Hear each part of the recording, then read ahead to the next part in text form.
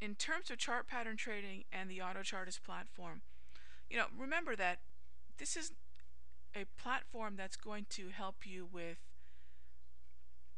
your scanning, your alerts, and your recognition. That's the main thing I want you to come away with. Do you need a platform to do that with for you? Of course not. Chart patterns are something you can do manually on your own. So I don't want you for a moment thinking this is something you must automate.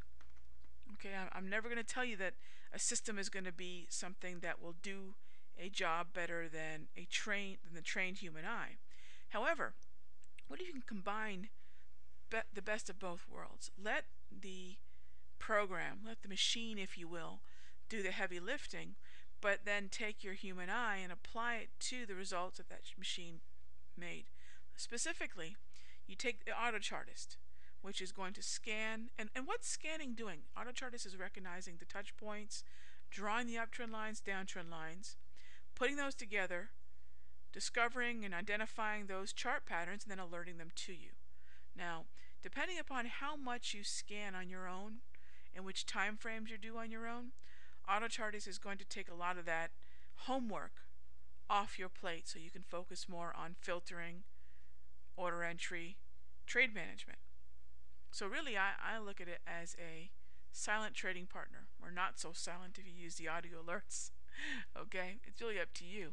So everything I'm going to walk you through right now, when we start talking about particular patterns that are setting up, if we're looking at a 15-minute triangle on an Aussie, whether you come across this pattern manually by drawing your own uptrend line and downtrend line and discovering the triangle, or whether you're using Autochartist to facilitate that, the steps I'm going to walk you through are exactly the same. So don't just kind of tune out and go, oh great, she's going to show me how to use a platform.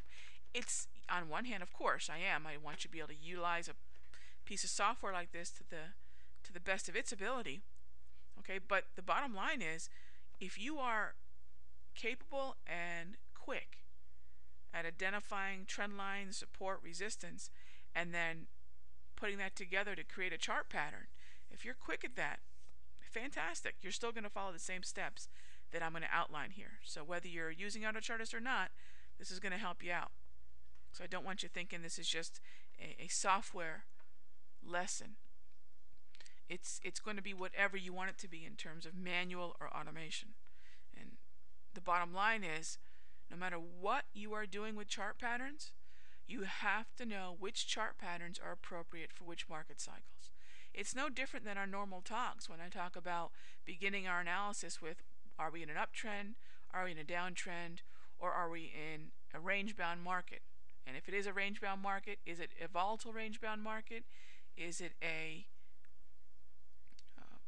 more tight range-bound market? Those are the considerations. So when the overall look of a market is sideways, and I would like you to use the wave to determine that, that's when we would use an alert like this continuation triangle, because it's a pairing of the pattern and the market cycle, the underlying market cycle. That type of pairing is really important, because finding a triangle and a trend, in my opinion, is not a good pairing.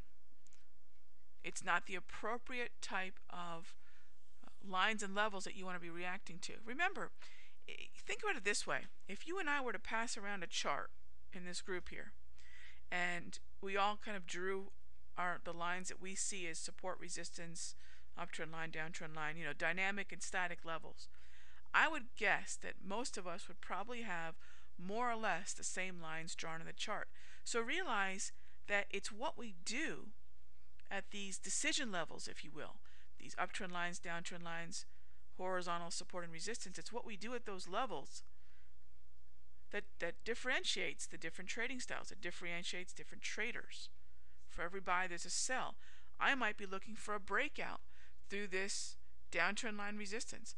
There might be a trader out there who's looking at a short off this same level or a similar level. So I'm looking at a buy, they're looking at a sell, but we're looking at the same decision level. It's the action that separates us. And how do we determine what we're going to do at a decision level? That, my friends, is where the market cycles come in. That's where knowing whether you're in an uptrend, downtrend, sideways market will determine what you do at those decision levels. You with me?